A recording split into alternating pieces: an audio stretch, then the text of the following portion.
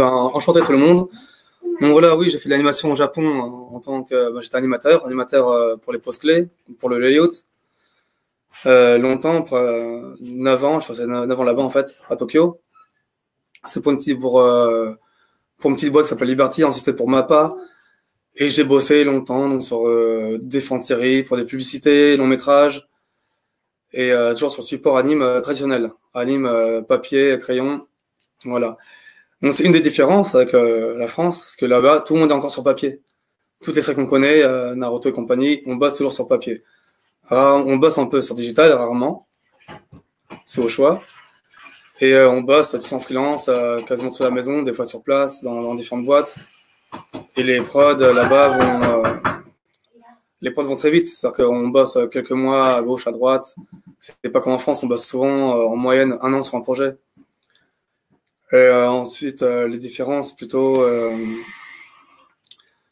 Parce que déjà, là-bas, au Japon, c'est plus de l'animation, tout est basé sur l'animation. C'est-à-dire que chaque poste, on a fait de l'anime avant, on est ancien animateur. Soit après au storyboard, en tant que réal, ou ce qu'on veut, peu importe.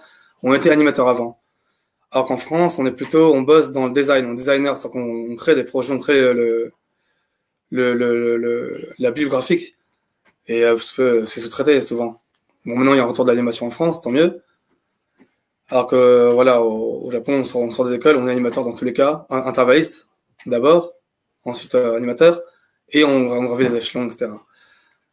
Donc, du côté... Je vais remettre la discussion. Est-ce que Gwen, tu peux mettre Karim en plein écran?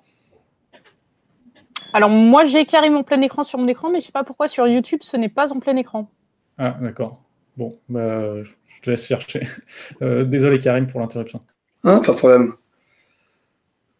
Donc voilà, ça, c'est pour les petites différences, quoi. Il y a des différences de paye, c'est pas la même paye du tout, évidemment. Bon, c'est pas très cher payé au Japon. On y va pour l'expérience et la motivation, surtout. Ensuite... Peut-être, Karim, tu peux donner un exemple concret de comment ta prod a géré en France et comment t'es géré au Japon? Géré en tant que... Maintenant, je fais plus tout le même métier. Maintenant, je suis directeur d'animation. Alors, pour cette expérience-là, j'ai plus Tu compares sur la Chine, plutôt, maintenant? Commence déjà à expliquer peut-être qu'est-ce qu'un superviseur d'animation? Alors, on veille à ce que chaque plan soit au modèle.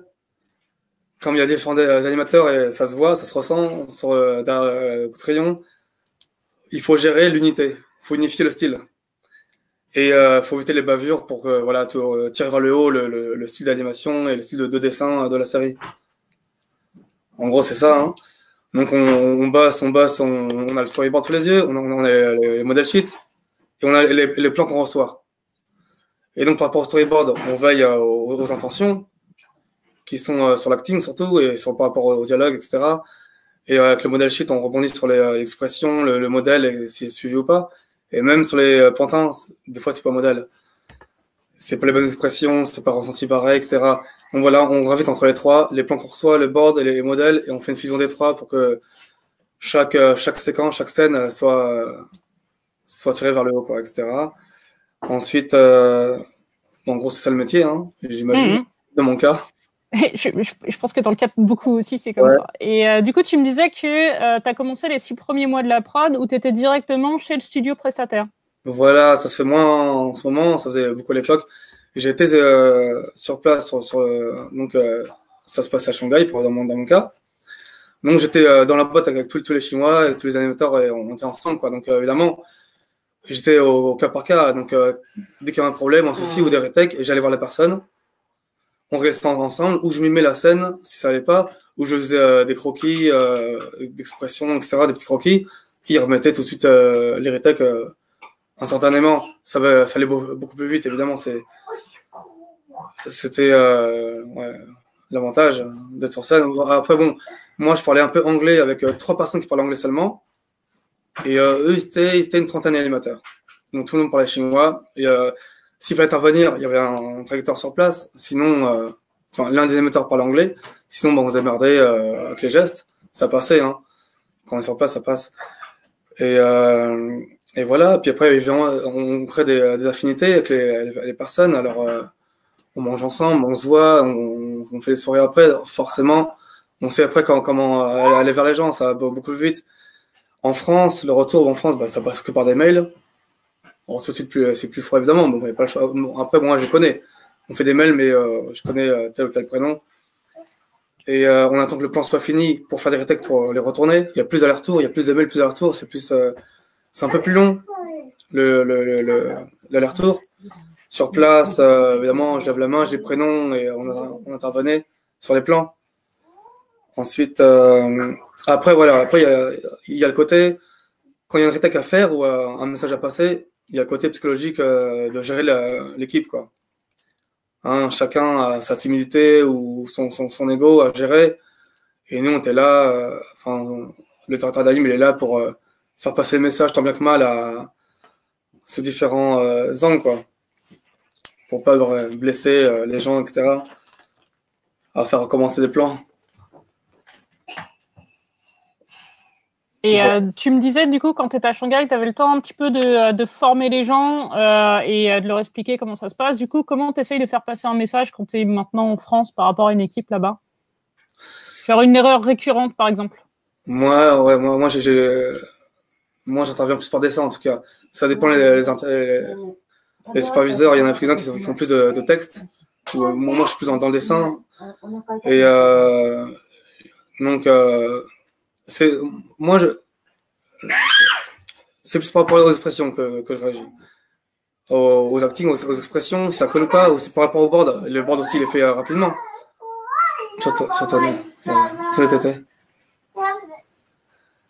En fait, pardon, j'étais coupé là.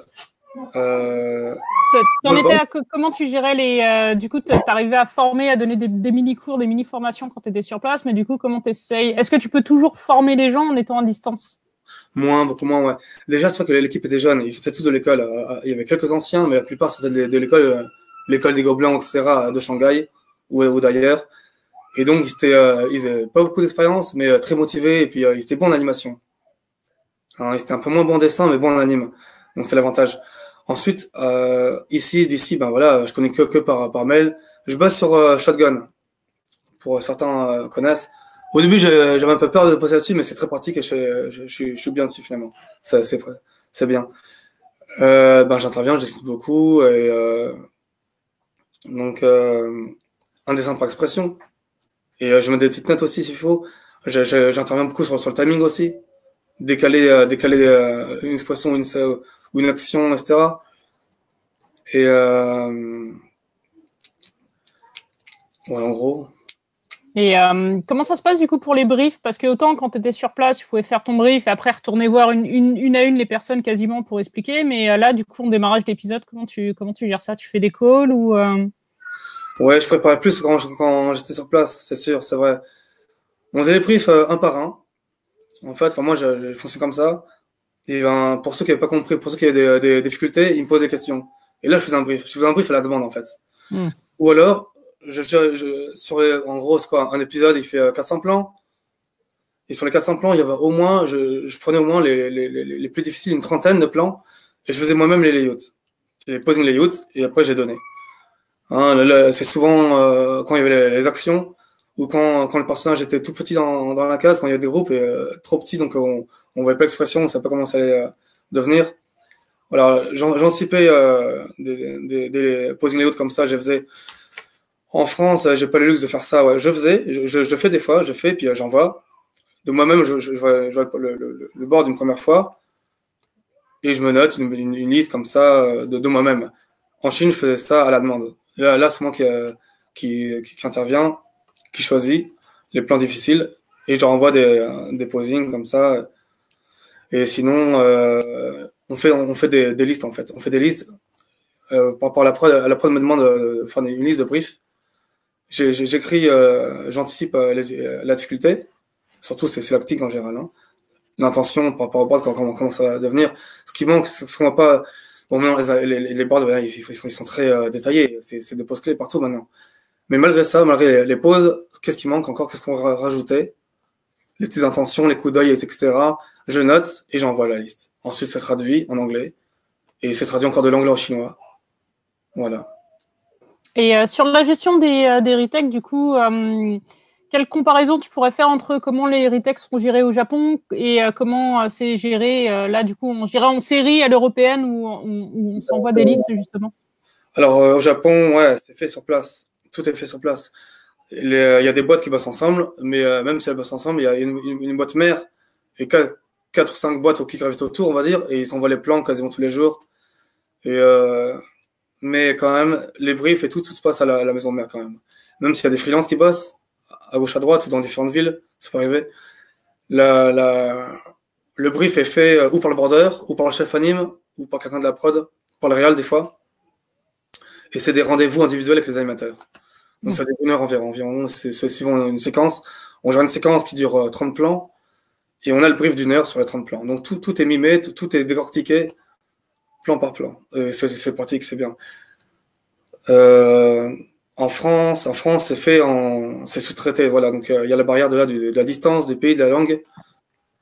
Ça fait que c'est un peu... évidemment, déjà, il y a la culture. Les blagues qu'on met dans le board ou les intentions qu'on met, ce ne sera pas les mêmes là-bas. Ils vont être reçus un peu différemment, forcément, surtout dans le cartoon. Pas le même humour américain, Cartoon Network et tout, c'est décalé. C'est pas ce qu'ils voient eux à la télé. Eux, ils voient que de la japanime ou des animes locales. Ils restent dans l'Asie, quoi. Donc, il y a tout un état d'esprit. Le gag a expliqué pourquoi il a fallu expliquer des gags. T'as un exemple? Ça me revient pas tout de suite, mais il a fallu non seulement le mimer et dire pourquoi ça faisait rire. Et après, il captait, ah oui, évidemment, genre, ah, mais je suis bête. Bah oui, parce que le dessin suffisait pas. La lecture, elle n'était pas assez explicite encore. Mais ça passe, en fait. En fait, c'est quand même assez mondial. Les gags, l'humour et tout, ça passe. Mais il y a des fois, il faut expliquer. Ensuite, voilà. Donc, en Japon, on a le luxe de te faire, enfin, le luxe, parce que c'est fait sur place. Donc voilà, le brief, tout est rapide. Et si on a une question, on va voir le gars en question, ou le producteur, ou le border, tout le monde est là. Quand c'est sous-traité dans différents pays, et alors ça passe par les mails. Et ça passe par un mail, quelqu'un reçoit le mail, qui le transmet à l'équipe. Redit, remail, retranscrit. C'est une sorte de téléphone comme ça, et les gens se perdent un petit peu, évidemment, puis d'où les petits conflits, les machins, des fois. En gros, ça marche. Hein. En gros, à 90%, ça marche pour moi. Mais il y a toujours des petites interférences, des soucis voilà, quoi, de petits détails qui sont pas sur les oubliettes. D'où les retakes, en fait. Hein. Des fois, les retakes, c'est pas une question de dessin ou quoi, c'est l'intention qui a disparu, quoi. Okay. Et est-ce que du coup, maintenant que tu es en France et alors que tu as bossé là-bas, est-ce que parfois tu reconnais en fait le trait de quelques dessinateurs et tu sais, ah bah tiens, c'est lui, du coup, je vais plus appuyer. Tu fais un peu tes retakes à la demande parce que tu les connais? Ouais, on reconnaît des fois quand même.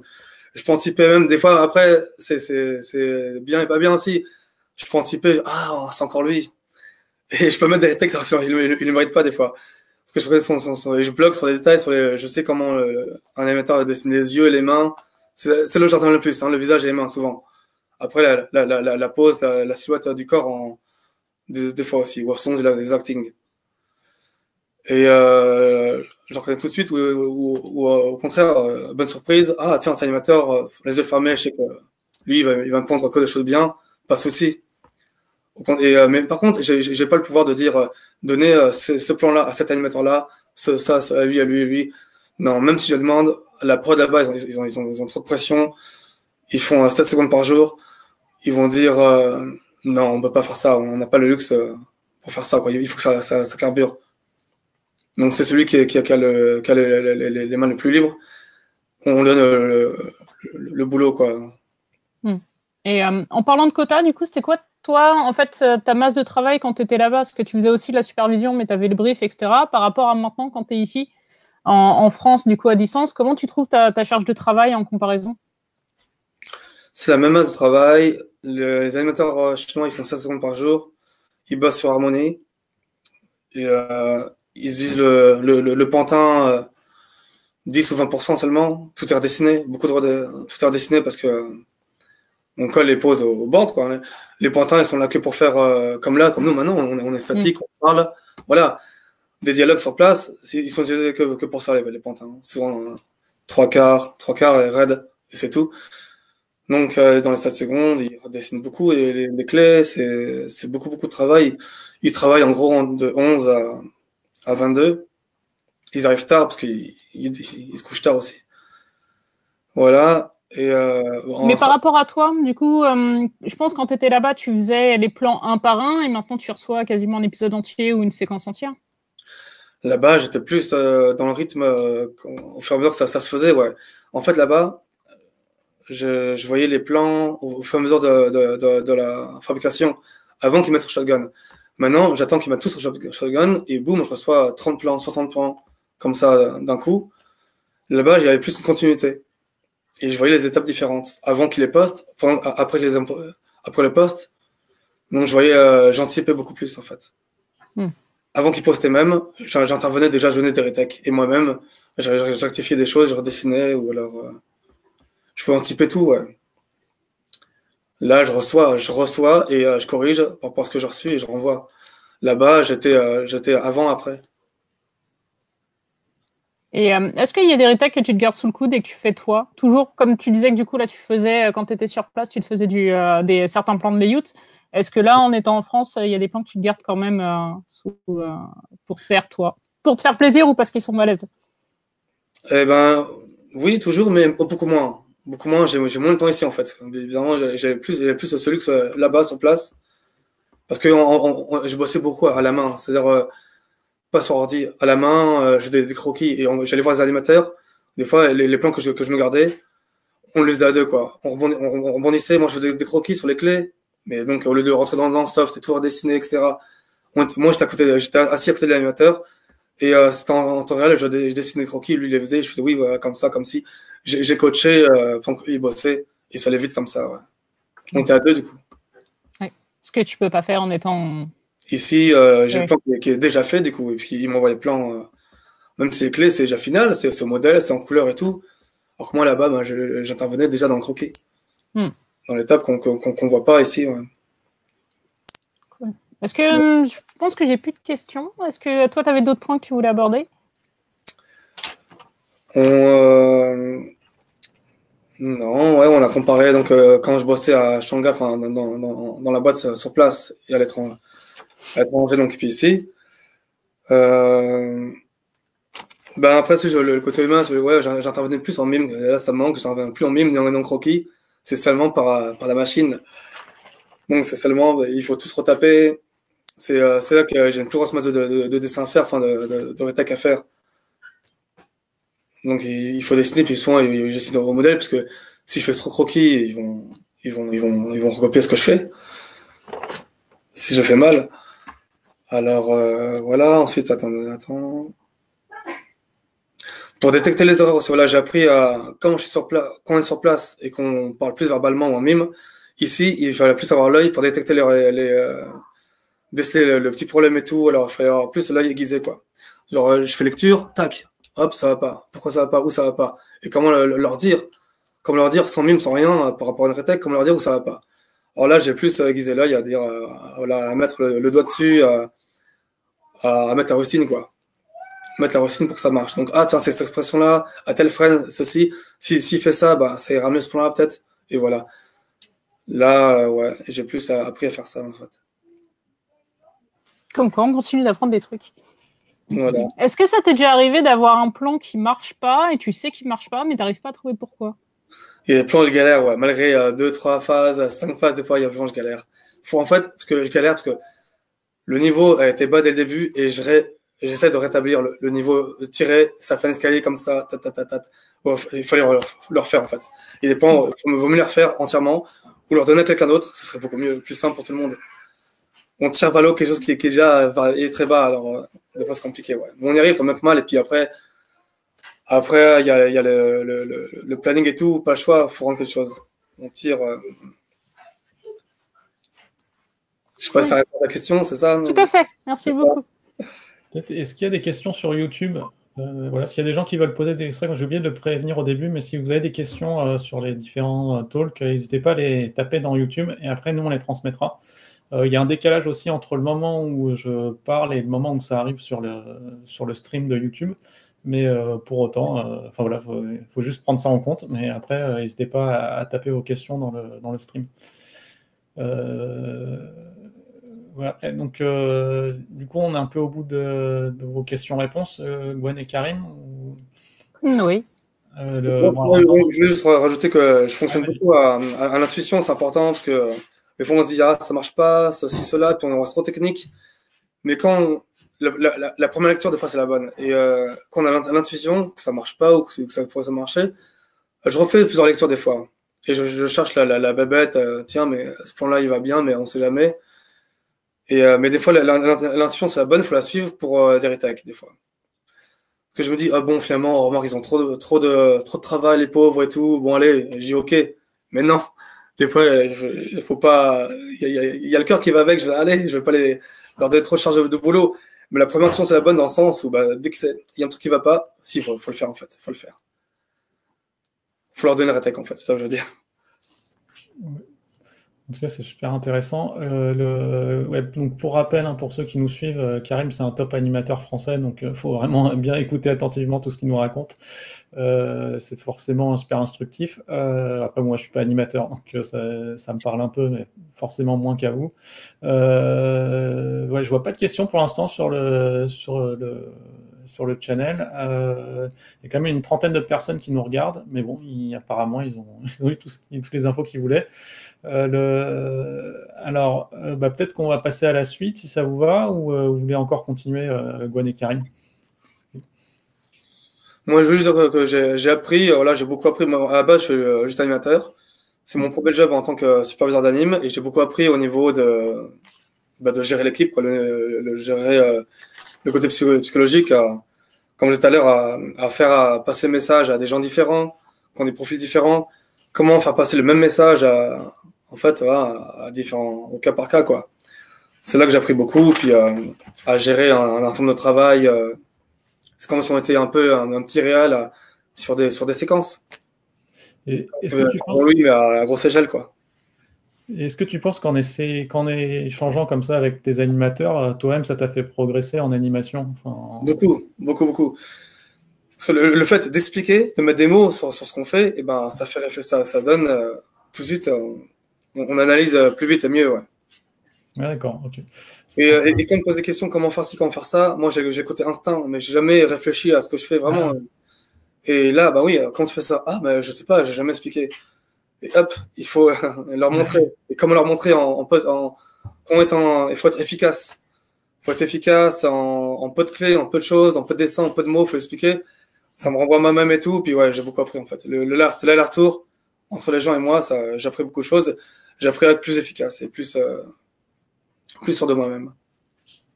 Ok, pas top. Bon, je pense qu'on va passer. Alors, je regarde quand même s'il y a des questions sur YouTube. Je pense qu'on va passer à Jean-Louis. Non, il n'y a pas de questions. Donc, du coup, on a parlé pas mal d'animation et maintenant, on va passer plus sur tout ce qui est réalisation. Voilà, merci beaucoup. Oui, mais